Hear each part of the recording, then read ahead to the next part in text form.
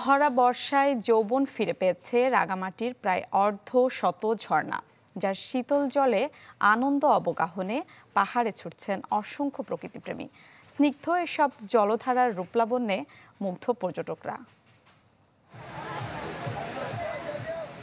৩০০ foot উপর থেকে পাহাড় বেয়ে নামছে সহস্রধারা, যার শীতল জলে আনন্দ অবগাহন করছে পর্যটকরা। প্রকৃতির অনন্য এক স্মারক সুবলং ঝর্ণা। রাঙ্গামাটি সদর থেকে যার দূরত্ব ২৫ কিলোমিটার। রিজার্ভ বাজার, পর্যটন ঘাট ও শহরের বিভিন্ন স্থান থেকে স্পিডবোট আর যে কোনো নৌযানে সহজেই যাওয়া যায় এই ঝর্ণায়। যাওয়ার পথটিও অনেক রোমাঞ্চকর।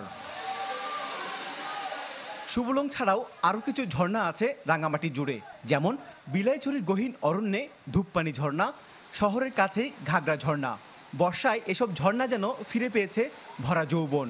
প্রতি বছর অসংখ্য পর্যটক এসব স্নিগ্ধ জলধারা দেখতে ছুটে আসেন পাহাড়ি এই জনপদে। অনেক সুন্দর লাগতেছে, ভালো লাগতেছে। এখানে ওয়েদারটা অনেক ভালো।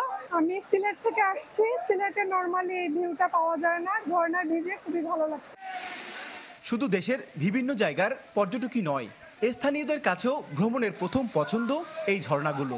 বর্ষাকাল শুরু হয়, মানে ঝর্ণাগুলো যখন পরিপূর্ণ থাকে তখনই আমরা চলে আসি এখানে। রাঙামাটির যে প্রাকৃতিক সৌন্দর্য সেটা উপভোগ করার জন্য বর্ষাকালই একদম যথেষ্ট। আমাদের ঝিরি ঝর্ণাগুলো যাতে টিকে থাকে সেজন্য সবার সহযোগিতা কামনা করব। তবে অপরিকল্পিত উন্নয়নের কারণে পাহাড়ি ঝর্ণাগুলোর প্রবাহ নষ্ট হয়েছে দাবি পরিবেশ কর্মীদের। এই বিষয়ে নজর দেওয়ার কথা বলছে প্রশাসন। আমাদের অনুরোধ থাকবে যে ঝর্ণা সংশ্লিষ্ট এলাকায় যে কোনো উন্নয়ন পরিকল্পনা গ্রহণ করার সময় যেন এ বিষয়ে এক্সপার্ট যারা আছে তাদের সাথে কথা বলেই সে কাজটি করা। কোন ধরনের গাছপালা এখানে লাগালে এবং কোন ধরনের গাছপালাগুলো থাকলে পানিটা ধরে রাখতে পারবে এবং প্রকৃতিতে স্বাভাবিক নিয়মে পানি থাকবে, তখন আমরা সেই ধরনের গাছগুলো যদি আমরা সেখানে লাগাই তাহলে আমার মনে হয় এই ঝর্ণাগুলোতে সারা বছর পানি রাখা সম্ভব হবে। রাঙ্গামাটিতে ছড়িয়ে ছিটিয়ে আছে প্রায় অর্ধশত ঝর্ণা, যা দেখতে প্রতি বছর বর্ষায় কয়েক লাখ পর্যটকের সমাগম ঘটে রাঙ্গামাটিতে।